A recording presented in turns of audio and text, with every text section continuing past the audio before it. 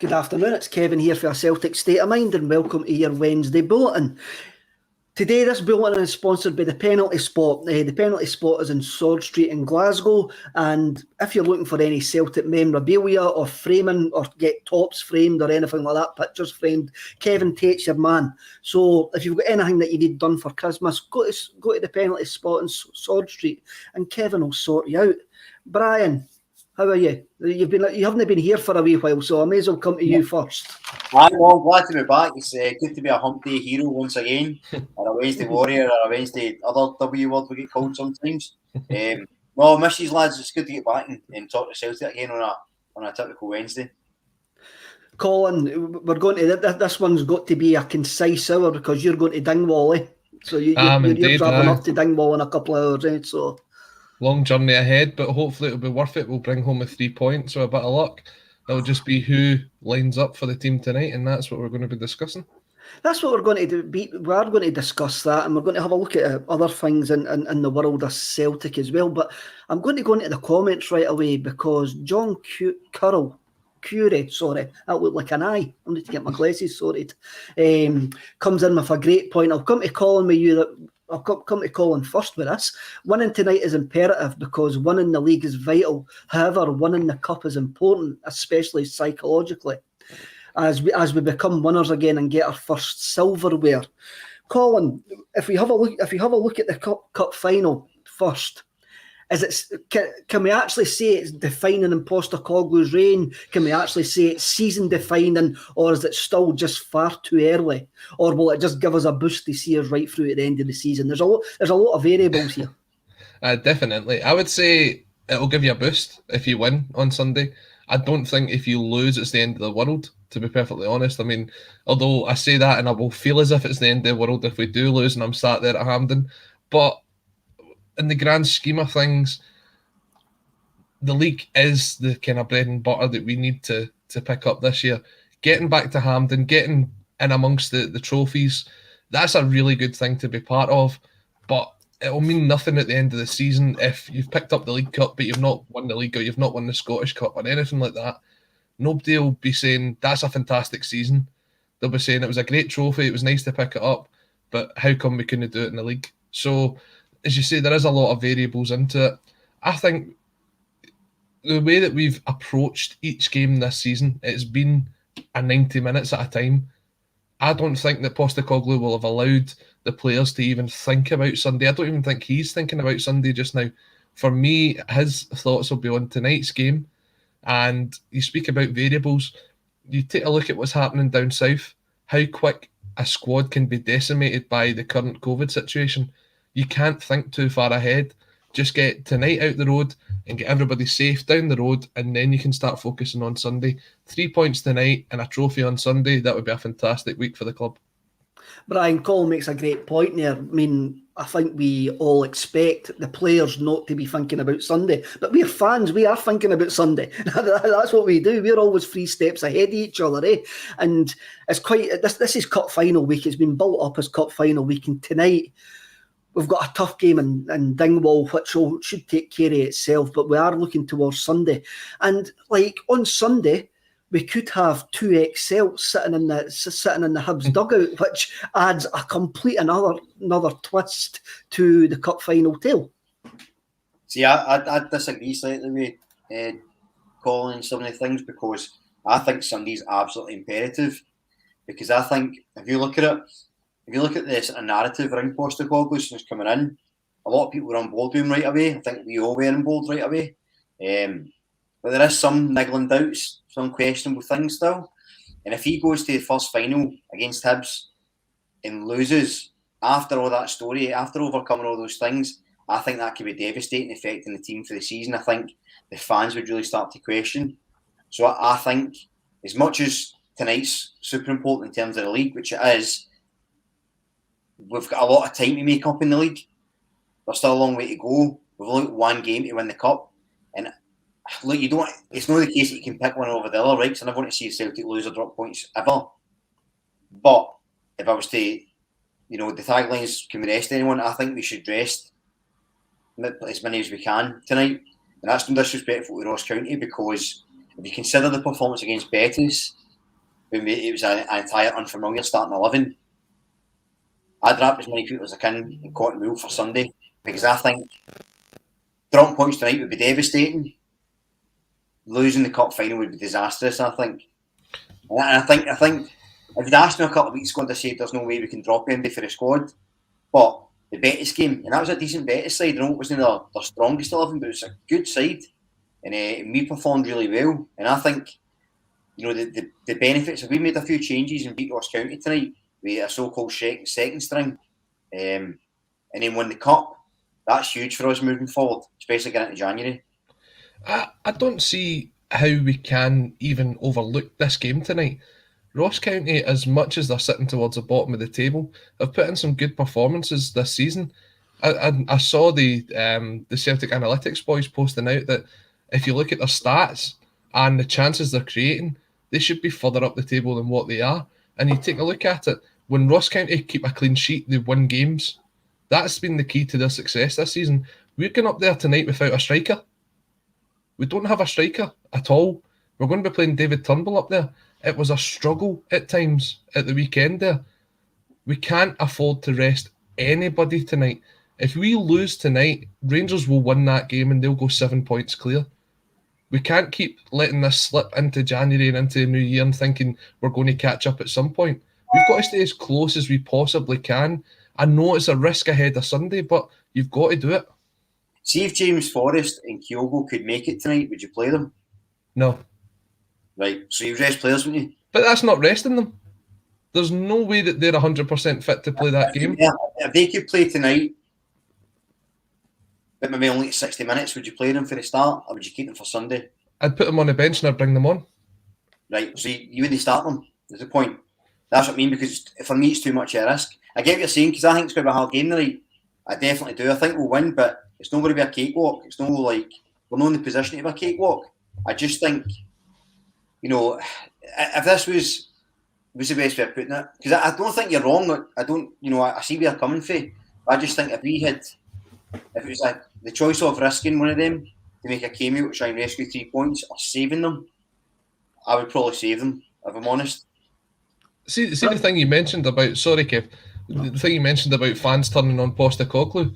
See at the end of the season, what are fans going to be more disappointed in Postecoglou in? The fact that we didn't challenge for the title, or the fact that we got to a final and we lost to Hibs? Now, Hibs, in my opinion, are a far better team than Ross County, and even with our strongest team, they're going to give us a good game. So I know they've been on a terrible run of form. As we say, maybe we Maloney and Caldwell will be in the dugout. I'm sure if that is the case and Celtic do win, there'll be allegations of them lying down to us or something along them lines, because that's how the narrative goes. But 90 minutes at a time, the league is the bread and butter. The prize for the league is well beyond the trophy of winning the Premier Sports Cup for me.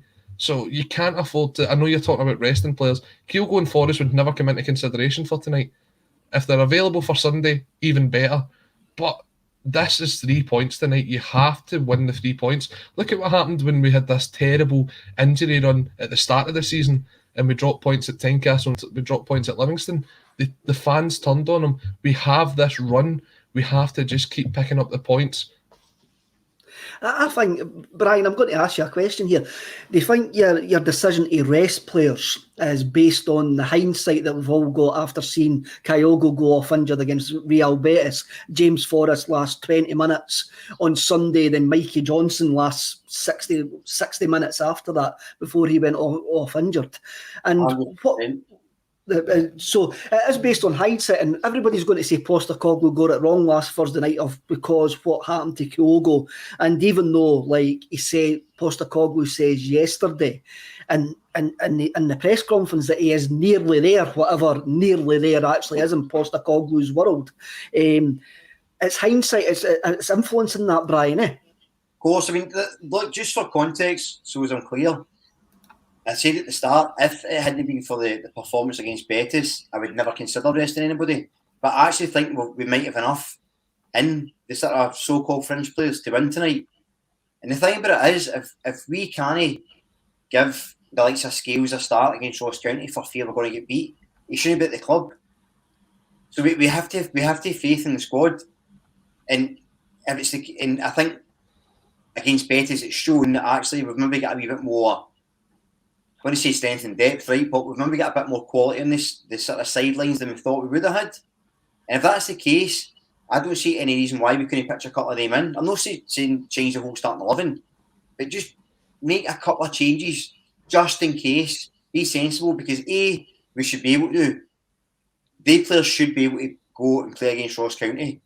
If we can't afford to make any changes against Ross County, we're in worse trouble than we think.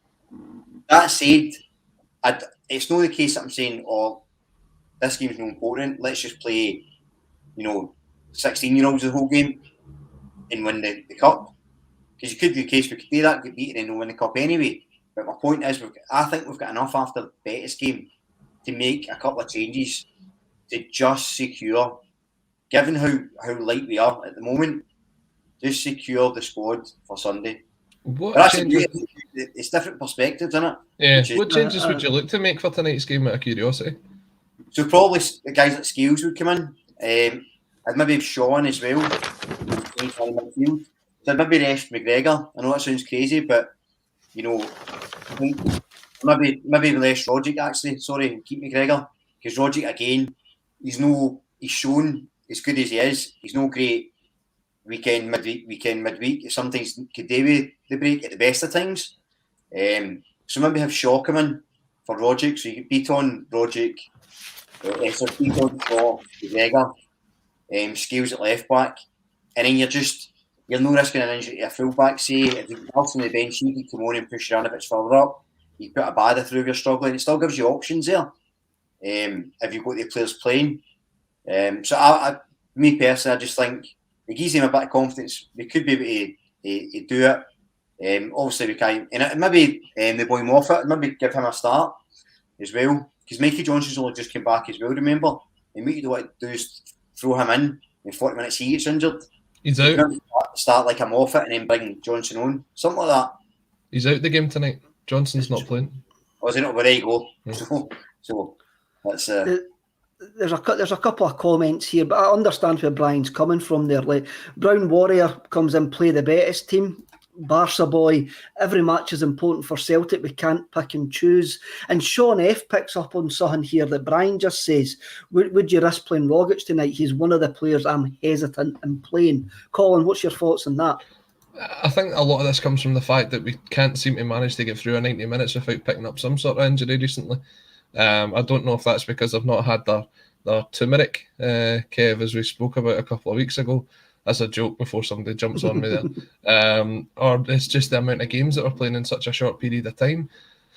Look, this is going to be a tough physical game tonight. They are going to come out and have a right good go at us, and they're going to try and kick us off the park, because that's what they've shown that they do to other teams as well. They've been allowed to do it as well with the standard of refereeing. You don't even blame the players for it. Ryan, we could have a 2-hour special on the standard of Scottish refereeing this season. It's been dreadful. Look, Rogic is the most intelligent footballer that we've got on that park, and considering that the space is going to be tight on a narrow pitch up there, you're going to need to try and get the runs in behind. He's going to be the one to kind of put the key in the padlock tonight to get through that defence. There's no other player that can step up and do that. The question for me is, who do you play up front? Because we saw that Turnbull was up front at the weekend. His movement wasn't the greatest. He's not the quickest player. There's been talk, and I know that Jim Orr's been a big advocate of this, of playing a Bada through the middle. I think tonight, if you're going to do anything, that's the one. The only problem you've got there is who's going to play left and right of him. Is it a case that you're going to need to try and pack the midfield with midfielders and have the fullbacks as your only option going up and down the park, which isn't how Postecoglou wants to play? Or do you play someone out of position on that side? You look at the way that Henderson stepped into the game against Betis in the second half, playing on the left-hand side when he's not a left-hand side player. There's players that probably are going to need to play out of position tonight. Would Juranovic step one forward and Ralston come in at right back? Questions like that will be the kind of big decider on when the team comes out. I don't think Moffat will start.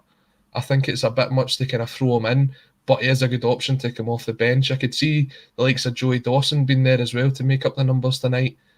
we are very light, as you said, but you've got to try and play your strongest team.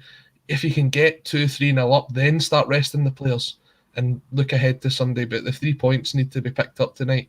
Anything less, and there'll be loads of questions to answer tomorrow. Brian, I'm actually more relaxed about tonight because the game's not at Celtic Park. The reason being, he's actually touched on it there just now. Actually, watching games of football apart from the St Mirren and Dundee games at Celtic Park this season has been utterly horrendous.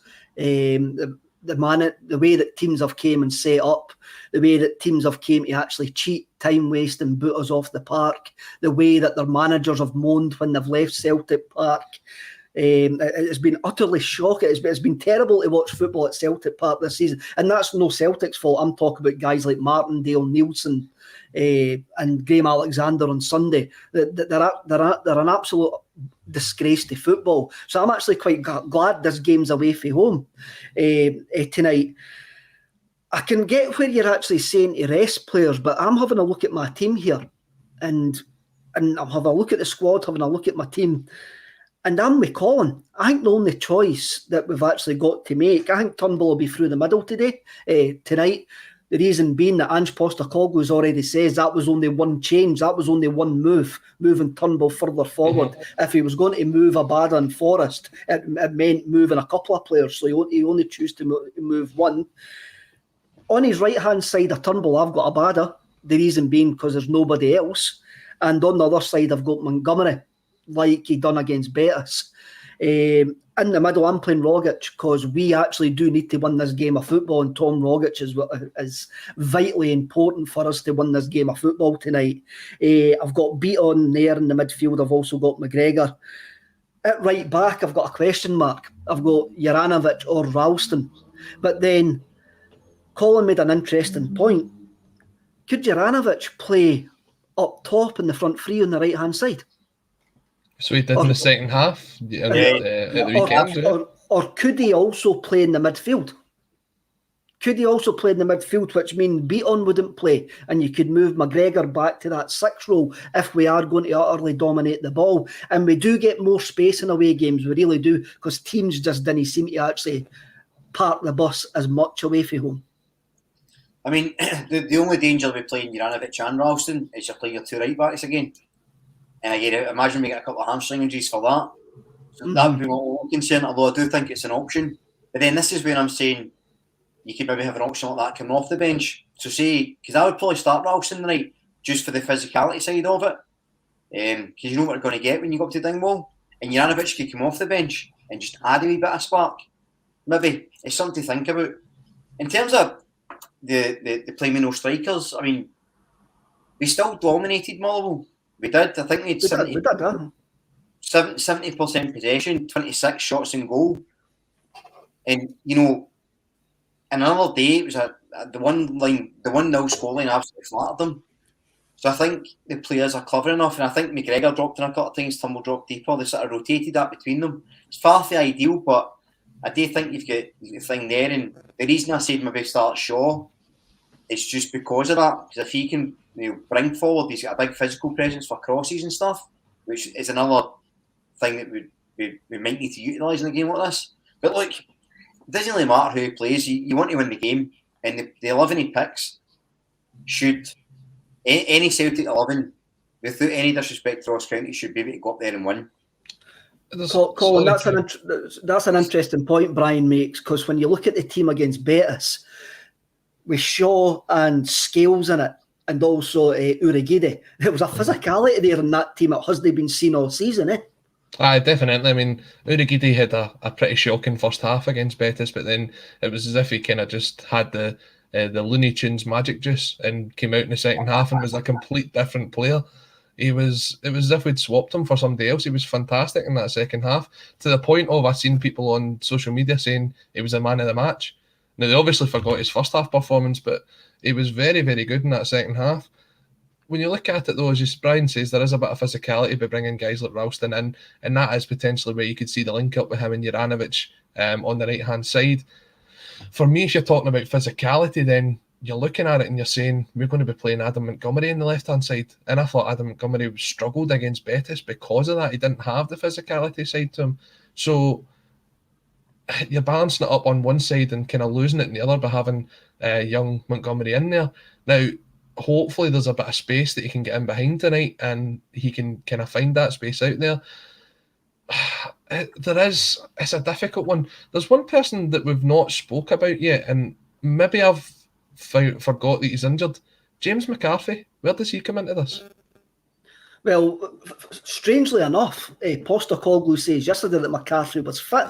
I didn't realise he was injured again. So maybe that says, but Postecoglou says yesterday that McCarthy comes back in. He looked a bit kind of fatigued towards the end of the Betis game. Some people say that he was grabbing his hamstring towards the end, but then he's not somebody that's played a lot of 90 minutes over the kind of years, so that could easily have been cramp or anything like that. I think if you're looking for intelligent footballers to break open a defence tonight, McCarthy comes into that discussion. Yes, he's not the most attacking-minded player, but some of the assists he's already had this season have been good. So you're looking at it, potentially could it be McCarthy, McGregor, Rogic as your three and then Turnbull off him? No, Brian, I'm always looking at ways to get near beat on out my football team. I'm always, sir, that's just the way I'm defaulted. That's my trope, that's my running joke. McCarthy comes in for beat on. You into that? Potentially, aye. I think McCarthy needs, I think there's much muchness with him. I don't think either of them offers that much going forward. But they do the kind of dirty work. McCarthy, I think after about 50 minutes, he was absolutely dying against Betis. We did see the game out, to be fair. Again, I think, I've kind of made myself clear about changes. I don't mind if there's changes coming in. I think it's good to freshen up the squad now and again, and given the crucial season, it'd be worth it. I don't think you're losing much putting Nero on the bench and McCarthy coming in. I think they're very much similar type of players. The only thing I'd maybe say about Beaton is he looks a bit more confident than McCarthy. I think Beaton's actually, by his standards, has had a good season. Well, no, maybe not at the start, but since he moved into midfield. So if I had the choice to pick between, ideally, I'd pick Beaton, but given the fact that I fancy, keeping the strongest players for Sunday, I would probably say McCarthy comes in, aye. So McCarthy comes in there. Sean F comes in again with another good point. Colin, wouldn't mind Henderson on left wing as well. He's not a winger, but he can play the position. He's technically better than Adam Montgomery. I gave Montgomery my left-hand side spot in my team mainly because he hasn't really let us down this season, and Postecoglou knows that he can trust him, Colin. That's why when I was having a look at the left-hand spot, that's why I went for Adam Montgomery there. Yeah, I would agree with you, because it is actually his natural position, is that sort of left forward role, and he has got Anges back in this season. He has played them on several occasions. The one thing I did notice about Henderson, though, which is an interesting one and could be something to come on to later on into the game if we start to stretch it, for his goal against Betis, it's the cutting in from the left. Now, we've noticed that from Abada this season, we've noticed it from Jota this season, the cutting in and catching it at the back post. I don't see a lot of that from Montgomery. Montgomery tends to stick to the left-hand side and to stick to the touchline, and he doesn't tend to come in. Henderson gambled and got himself on that ball. What was the biggest surprise for me when you look at Henderson is, do you know he's only played 11 or 12 games for Celtic? I thought over that time we'd seen a lot more of him. But in the appearances that he has put in, I don't think he's put a foot wrong. And for me, the one that always stands out is that game away at Tynecastle. When Neil Lennon came in as the interim manager after Rodgers left. Where's the Brendan Rodgers collection? But he put in a performance, and I would like to see more of him. I just don't know where to play him in that role. Because you spoke about resting Rogic, Brian. That is sort of Henderson's role. But he's very similar to McGregor in the fact that he can play sort of anywhere in there. McGregor could play wide left tonight if we had somebody that could step into McGregor's role, but we don't. So it's an interesting one. Brian, I find it really interesting that you say rest who you'll rest. And right away, I'm thinking back to what Postecoglou says yesterday, that he doesn't like making too many changes that are going to disrupt the rhythm of the team. which makes me think that he'll be looking at the minimum amount of changes for tonight. We can discuss it. I reckon he has got a big choice at right back. I think he has got a choice at right back between Juranovic and Ralston. Who would you go for? I'll probably go for Ralston just to the physicality. And again, that was the reason I thought bringing Sean. No, as a striker is, just to get that clear, but just as an extra attack threat, coming into the box late. But again, this is really interesting discussion because all three of us are probably right. Do you know what I mean? Because it's so hard that any decision he makes tonight, you have some people saying it's the wrong one, some people it's the right one. That's why he's Celtic manager and we're broadcasters. But it's such an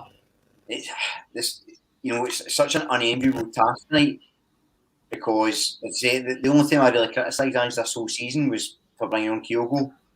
The other day when he got injured, I thought that was a poor call, and I've been one of his biggest supporters. So it's either way, it's such a listen. When is the last time a game against Ross County been so important and so exciting and so talked about? It's brilliant. It's part of the fun of the season, isn't it? It's so exciting. You're so curious how it's going to pan out, and there's so much riding on it. It's great. It's nervous. I mean, if you saw me in the live stream, it's a bag of nerves, but I was the other place. But can't wait. It seems like we've got post-Kyogo stress, actually. After Kyogo going off injured, but now, as Stephen McDonald comes in, don't overthink it. Well, it's Angie's job is not to overthink it, but we've got an hour to fill, so we need to we need to overthink it quite a bit. When I wrote my team down, I'm going to tell you my team, Colin. My team's Hart, Juranovic, Starfelt, CCV, Taylor, Beaton, Rogic, McGregor, Abada, Turnbull and Monty. The reason that I'm going with that is, now, I don't think it's been mentioned enough, David Turnbull's attempted lob at the weekend is one of the bizarrest things I've ever seen at Celtic Park.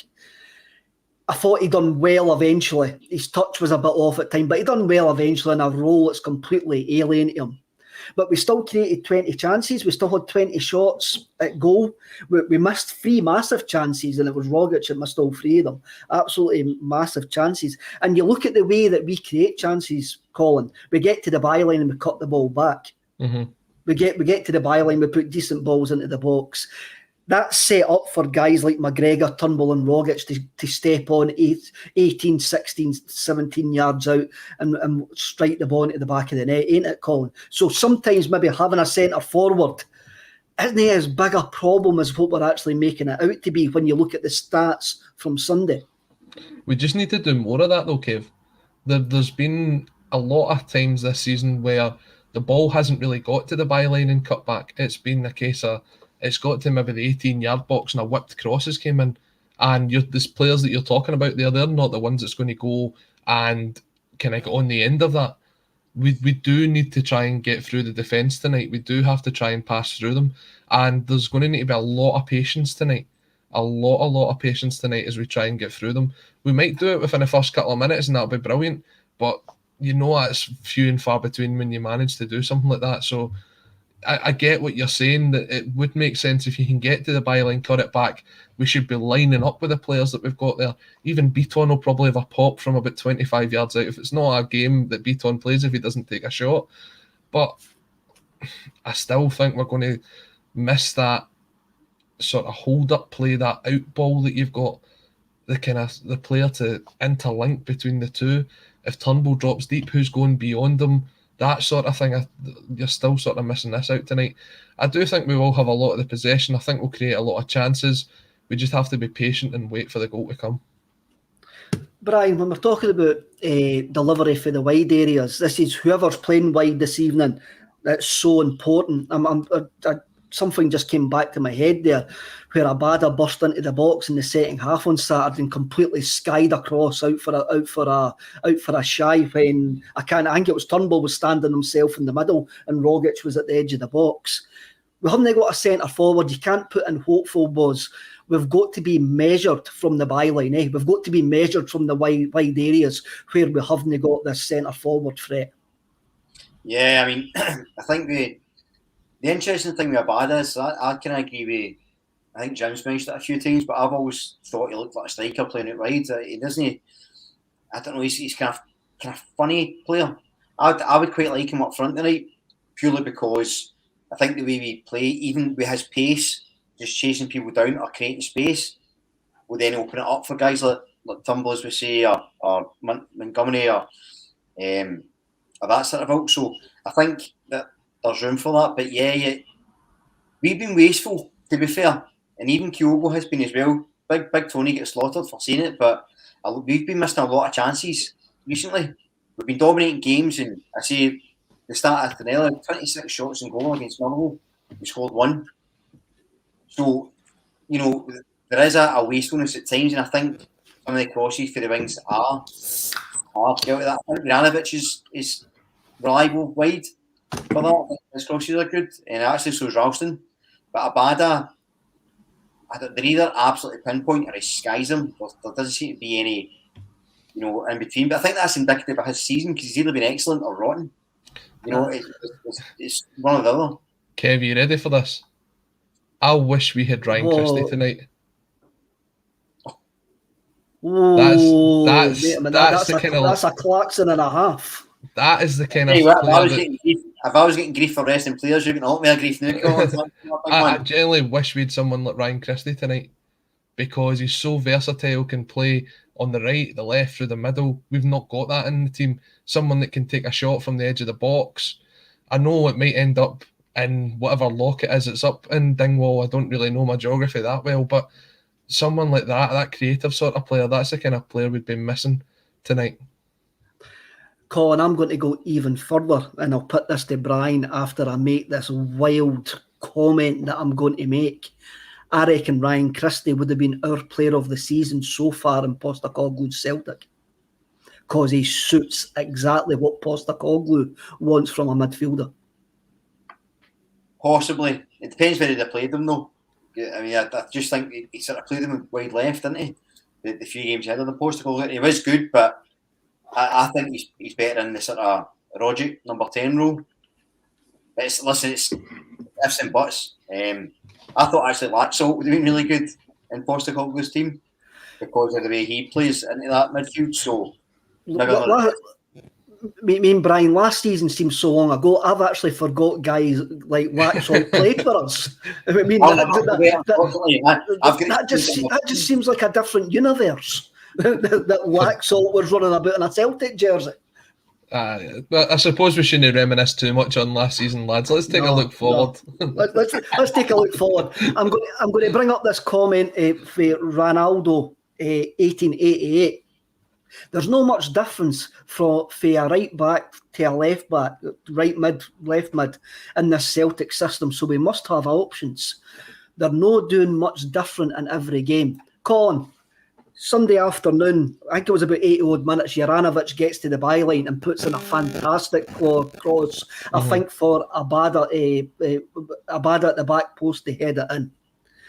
After seeing that comment and after thinking about this more and more, I'm getting more tempted to put Juranovic either in the midfield or further up front.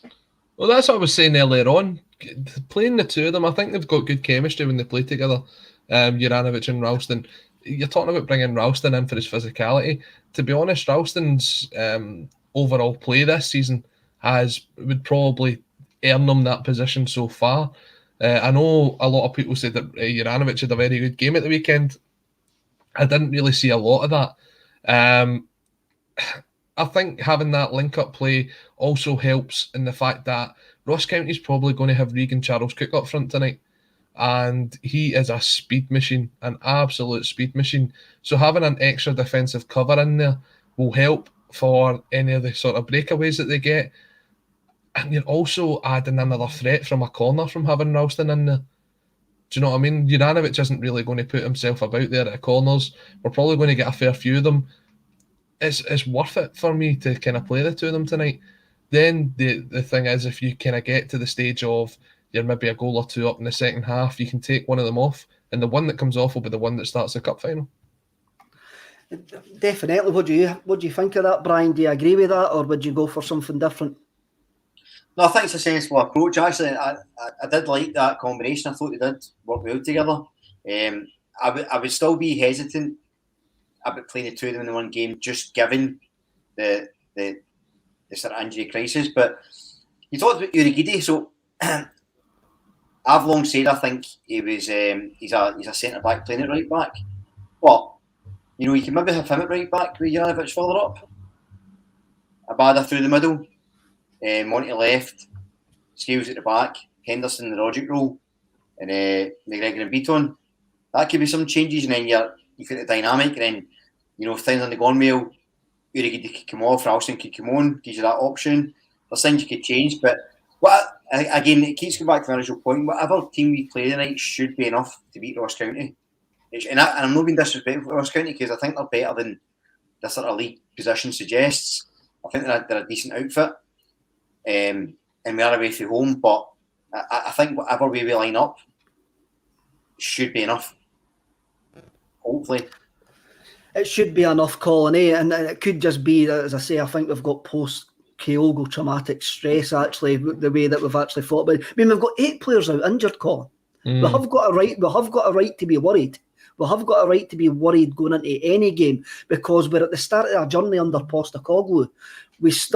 Somebody mentioned way back at the start of the comments that, winning this, there's a lot of players in that dressing room haven't won a trophy. There's a lot of players in that dressing room. Have they been to Dingwall? So everything is new. Everything is new to this squad. And we're going into this way, not like under previous seasons, if we go under like the Rodgers team, who were virtually the same for 3 years, we knew week in, week out what we were going to get. We can't say that, and I think that's actually playing on our nerves. I think it is, and I think that's why we're overthinking things, I saw an interesting stat the other day, and Postecoglou's already come out and put the blame on himself for this, for the fact that the amount of injuries we've picked up, because it's his style of training, it's his style of playing. We've played, by the time we played Rangers on the 2nd, we'll have played 38 games already this season. That is a ridiculous stat. By the end of the season, we'll be playing close to 60.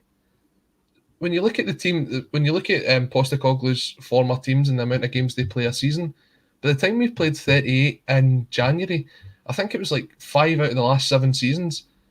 That's the total amount of games he plays a season as a man, or manages a season as a manager, because of the way that the league format is over there. By the time you add in qualifiers, by the time you add in the League Cup, the Scottish Cup, and everything else in between, it just shows you that we're kind of sitting here going, the squad depth is just not there. And when you get to January, I mean, I'm looking forward to the signings that look as if we're going to get the kind of over the line for the early January, the 3 players from the J League. I still think you need another 1 or 2, because even with those 3 players, 8 players out injured the way we've got it right now, that's still a very light squad. If you add 1 or 2 into that squad just now, it's still not up to the standard of where you want to be at. Brian, what I'm going to say is I reckon this is going to happen in January. We're going to get the 3 Japanese players over the line, and we'll more than likely sign Jota permanently, and that'll be it. I think that's our business in January. I know what Colin's saying, but I can't see us getting any more than the 3 and signing Jota permanently.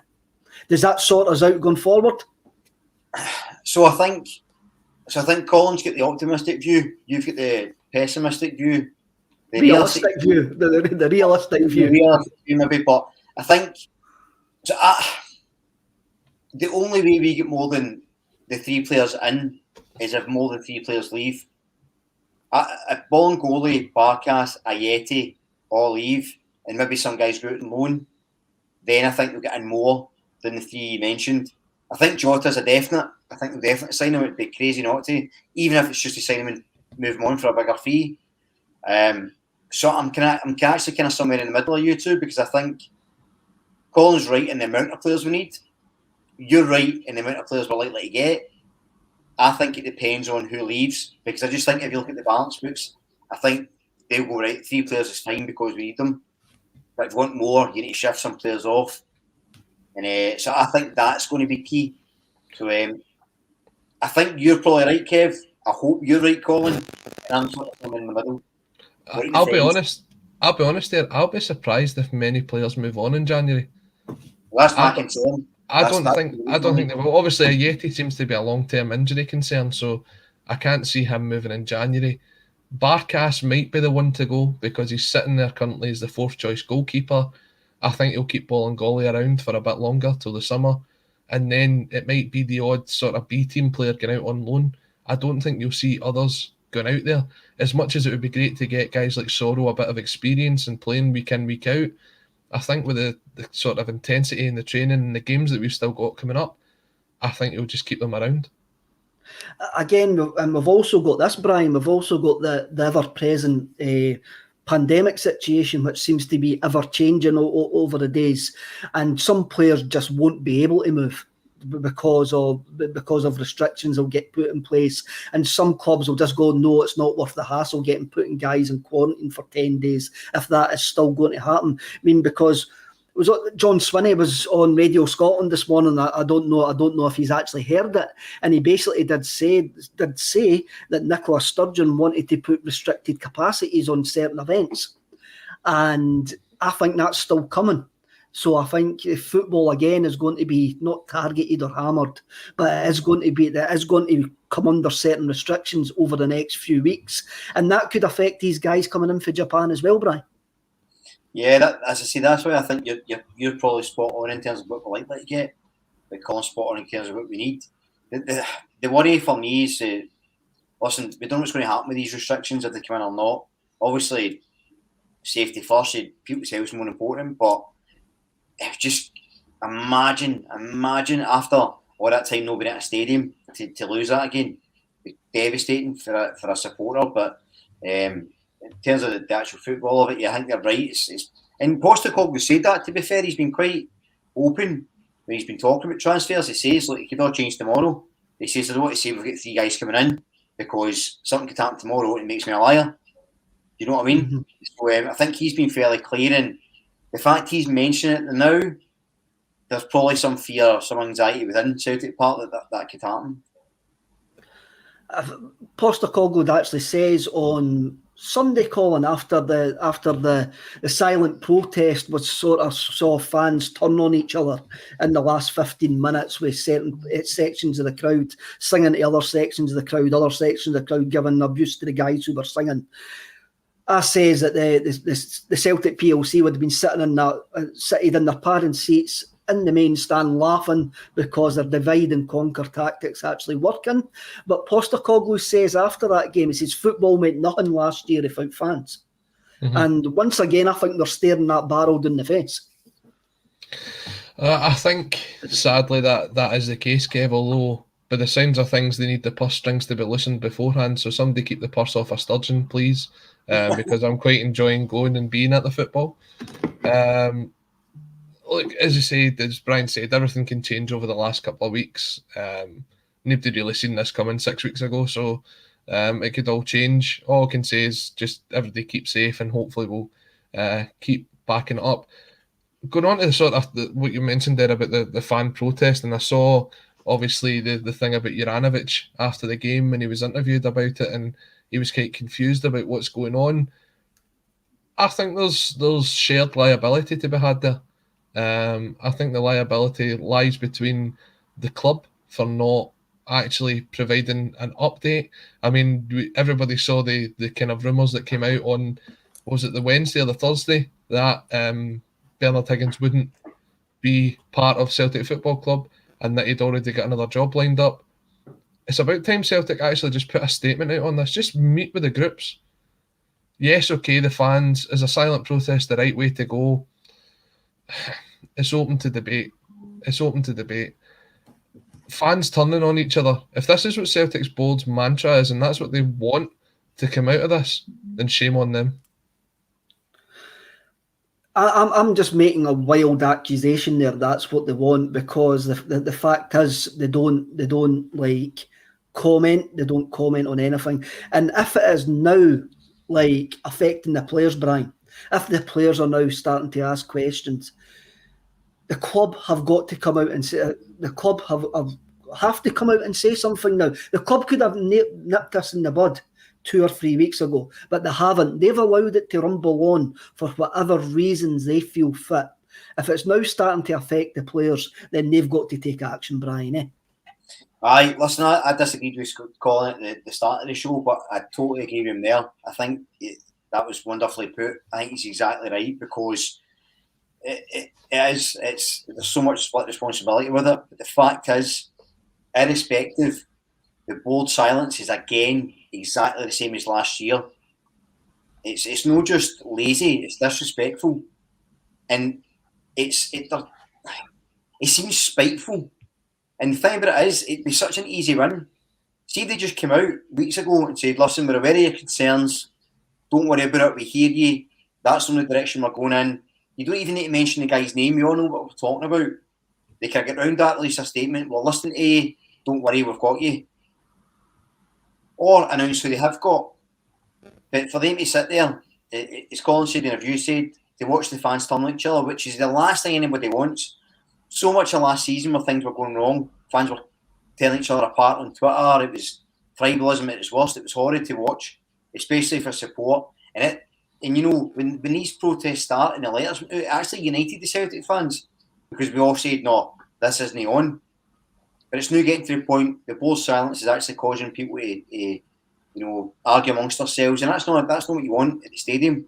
And if it's starting to affect the players, it's not just on the Green Brigade or whoever else that's starting the protests. It's not on the fans fighting against them.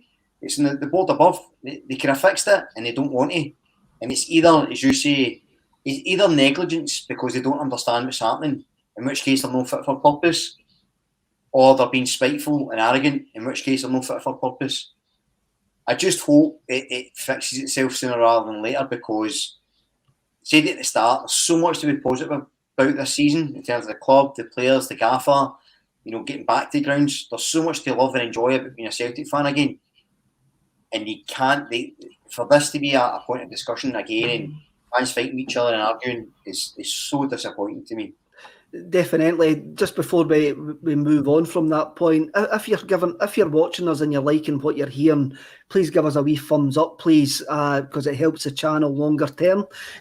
David Kelly, the board didn't ask the GB to sit quiet like wee lassies. The fans being angry at them isn't the board's fault. I despise our board, but this isn't on them. I slightly disagree with that, Colin. This is on the board, because the board have actually caused this by, one, looking to appoint Bernard Higgins in the first place, and two, not commenting on the situation. First of all, I think we can move on from comments like that in this day and age, calling people wee lassies. I think that's long gone from the way that people should be talking nowadays. Apologies if you see that as woke, but that's the way we should be. But he's got a point to the point that just because the Green Brigade or the boys group are the ones that start the singing, it doesn't mean that they're the only ones that can join in the singing. If they were to be out of the stadium, if they didn't come to the games, where's it? Are we saying that, oh, we don't like them because they're not singing, but we're not going to sing either? Come on, there's 60,000 at games. The groups that we're talking about here are in total probably in the region of 1,000 people. The other 59,000 can come up and do that as well. And there is fans that are doing it. We don't need to turn on each other. What are we gaining from that by turning on each other? Absolutely nothing. Definitely. Alistair Bradford comes in. Everybody's blaming the fans group, but they haven't turned their own voices up over the last two games. I just don't get it. This needs sorted, and it needs sorted. It needs sorted quick. Now, we're looking forward to the January transfer window. Hopefully, all games get completed with fans between now and January, and we're looking forward to maybe getting new signings in January. There was a video released this week, Colin, with Kyogo about how he's enjoying his time in Glasgow. It was a great wee video, but one thing that jumped out at me was him saying that he misses too many chances. He admits that he's actually missed quite a lot of chances. Obviously, he watches a Celtic State of Mind and knows that we've been discussing this. What did you feel about the whole video? And like the vibe of the video and how he seems to be enjoying himself in Glasgow. You can't help but get that sort of warm feeling every time you see him. He's always got a smile on his face. He's always so happy. Look, it takes me back to when I was part of the press conference earlier on in the season when Kyogo signed. And at first, I mean, when's the last time we called him Kyogo Furuhashi? It's been Kyogo now since what? Away back at maybe after his first or second game. It's always been Kyogo. And that was the point that he made on the press conference. I want people to know me as Kyogo. I want to be like Maradona, like Pele, like etc. The guy had a very good opinion of himself. But what he's done on the park is to show that. I remember a goal he scored earlier on in the season, and he does that and points to the back of his shirt. He wants to be the face of Japanese football. He wants to be known as Kyogo. So it is encouraging him. It's encouraging, to hear him say, I've missed too many chances, because we think he's playing to this level. He thinks he can get to this level, and if he gets to that level, then it's just going to be so exciting as a Celtic fan to watch him play. The introduction of the guys like Maeda and Hatate, hopefully in January, can that get an extra 10-15% out of him? I mean, the three of them, if you get that combination together, what kind of level can we hit? Brian, I'm a cynical guy. You all know I'm a cynical guy. I think this video was just so they could actually show it to the three Japanese boys and go, by the way, you can settle in Glasgow. Kyogo settled in Glasgow. Come here. Everything's great. That's just me, though. That's just me. So, do you know what? See, they did, and it gets the guys in, they're good players. All right, I'm all right with it. I'll take it. We get the good players in. Do you know what I like about Kyogo? Is the fact that, I mean, he's not a kid. He's 26 or 27. He's kind of in his prime. He's came here. He's still got so much to prove. And I feel like, see, when you touched on it, Colin, where he says he's been missing chances, he's got so much more to offer. Every time you hear Postecoglou talk about the team, that's what he says. He went, we're just at the start. There's so much, a long way to go yet. I remember when it was the Dundee United game, and I think the reporter said to Postecoglou, "Oh, you seem to really enjoy the goals." He says, "Aye, but I didn't enjoy the ones we never scored. I never enjoyed the chances we missed." And I love that attitude for him, because he just always wants more. And Kyogo seems to have that similar mindset. And I think that's what Postecoglou sort of touched on when he was talking about blind transfers in, is a certain type of mentality, a certain type of player, a certain type of human. And Kyogo seems to fit that mould exactly. And, Ange's, identifying these guys he wants to come in, brilliant. Celtic as a business should be trying to tap in more to the Japanese market anyway, in the stadium markets, and be a bit savvier about how they diversify their income streams. So, yeah, it's maybe a wee bit cynical, but I'll take it if we get some better players in. See, when I look at it, Kev, when you look at the three that's coming in, the one that excites me the most is Maeda. Maeda just looks like Kyogo, but quicker. And if we thought that Kyogo was quick closing down, the speed that this guy has and his versatility, he can score with his left, his right, he can score from a header. He was a top goal scorer in the J-League last season. Listening to the kind of people that's been watching him out there, they think that he's better than Kyogo. And if you can get a player like that to come over to the club, I mean, I'm excited though what the second half can bring. The only thing is, I'll be so disappointed if he doesn't live up to the standards now. Aye, that's the problem looking at these YouTube videos, eh? That is a problem looking at these YouTube videos. I mean, I'm sure if you look back at my extensive Sunday League career, you could probably got a good highlight reel out of me coming on as a sub. How long? Looking good. Maybe about 2.5 minutes, maybe. Me coming that's not bad. That's good. Looking good coming on as a sub, though. Having a first touch then and stuff like that. That's the problem with these YouTube reels, Brian. They just sometimes they set you up for an absolute fall. But there's one thing for certain: Maeda does actually look quick, extremely quick, and he looks extremely bold as well. It's quick and bold. Yeah, that's his two main characteristics. What I love is the fact that he seems to be able to play in all three positions up front, right, left, and through the middle, which just gives us a bit more extra cover, a bit of different dynamic. And yeah, listen, the reason I'm so excited about these guys coming in, if they do come in, is because Maeda played for Postecoglou, didn't he? So he knows exactly what the demands are. Hatate seems, again, going by YouTube, seems to have an absolute engine in the fact he can play left back in midfield and we play a left back and put him in midfield is And ideal. I think you can play anywhere. I'll put it up front as well, the left wing. So we'll see, but I can't wait to get them in. And by contrast, Hatate's hair looks fantastic. So we've got Jamesy Forrest, Shota, and Hatate, and we've got the bald lad up front. So a nice balance there, nice dynamic in the team. So it's a good thing that we know a guy that can get them all a head and shoulders advert. We need to be doing it. I think we're going down a wrong rabbit hole. I like going down rabbit holes, but this one's even more rabbit for me. The Europa League conference draw was made on Monday, and it was drawn first time. It didn't need to get redrawn, and we got Norwegian champions Bodo Glimt. Now, Bodo Glimt actually seem like a club who have had a massive sweet spot over the last couple of months in their philosophy and their players, and also in their results. They got the eye-catching result, beating Jose Mourinho's Roma 6-1 at home, and they seem to be going really well. It is a tough draw. For me, it's a 50-50 draw.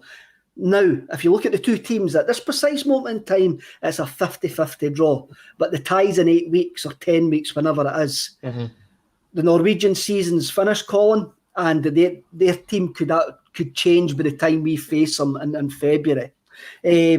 What did you think of the draw? Were you happy with the draw? Was it one that you're looking forward to? In terms of travel for the team, I think it's a good draw. Only having to go to Norway, there was some particularly tricky ties that could have came up there. It is a tough draw in terms of the team that Bodo Glimt were last season, because as you say, their season's over. They've got some fantastic players and some that have been linked with Celtic before, including Patrick Berg, although it does look as if he's going to move to RC Lens in Ligue 1, so you wonder what kind of team you're going to come up against. I did see an interesting stat, though, that they've got a 5,000-seater stadium and a plastic pitch, so it's a bit like going to Hamilton away. So if you're kind of used to playing teams like that, obviously it's going to be a higher standard than Hamilton, but look, over the 2 legs, I think by the time we get there, they're still going to be in pre-season. We should have enough to do it, and I'll look forward to the 2 ties because I think they're 2 teams that want to play exciting football. As you've seen, getting a 2 each draw away at Roma as much as the 6-2 or 6-1 win at home. So it's a team that you're kind of looking forward to seeing, to see who will end up being linked with over the next couple of years, because that's what tends to happen when we play these teams. It should be an exciting tie and hopefully our first knockout victory since 2004. That's a horrible start, that, Brian. First knockout victory since 2004. When I looked at the draw, looked at the team straight away, my gut instinct was we'll need a couple of goals to go across there, because they're just coming back, as Colin says, they're in pre-season. So I wouldn't like to go across there with a slender lead. Just basically, as Colin says, we're 5 miles from the Arctic Circle. It's on a plastic pitch. They things didn't usually bode well for us. No, but I think you're right. Any draw would have been a tough one, regardless. One of the things that Postecoglou's often spoke about is he concentrates most on what Celtic do and not what the other team does. So I think any team would face its own individual challenges, but the fact that they're not playing a competitive game before they play us is surely an advantage for us. So that's really good. The fact we're not travelling much, as Colin touched on, is really good. Plastic pitch scares me a bit. But again, the fact that we should be getting players back by that team, be full strength and strengthened in the January transfer window, if all goes according to plan, I'm quite optimistic about it. And I say that's no disrespectful against the Norwegians, because I think I'd have felt that way going into any of the ties, honestly. I think at Parkhead, playing well with the training squad, I would have been confident we could have got a result. I know against Bayer Leverkusen we lost 3-2, but I think the performance was excellent, and a bit more luck, a bit more energy in the team towards the end, and we could probably saw that out, and that'd been a huge scalp. and I don't think any of the teams we're going to face are as good as him. So we just need to wait and see. But again, as I said at the start of the show, to link it back, regardless of what happens, it's going to be exciting, and I can't wait. Colin, what's your prediction for the score tonight, just before we go? I'll go with 2-0. 2-0. Brian, what's your prediction for the score tonight? I'll keep, it's going to be tight. I think it'll be the odd goal in it, so 2-1. Celtic, obviously. For myself, we've had 7 1-goal victories in our last 13 games. And the fact is, we haven't got a centre forward probably lends me to say it could be a nerve-jangling 1-goal victory, or a comfortable 1-goal victory when you actually watch these games back. So, right, everybody, thank you so much for watching us. We had over 1,000 watching us there. Thank you so much. Stay safe out there. Keep yourself and your family safe. Watch Celtic tonight. Give us a like, subscribe. Go in the store. My book's now on the store. The Acsom Tracky Top is now on the store as well. If you order this week, we'll hopefully get you it for Christmas as well. So thank you everybody for watching us. Up the Celts, and see you next week.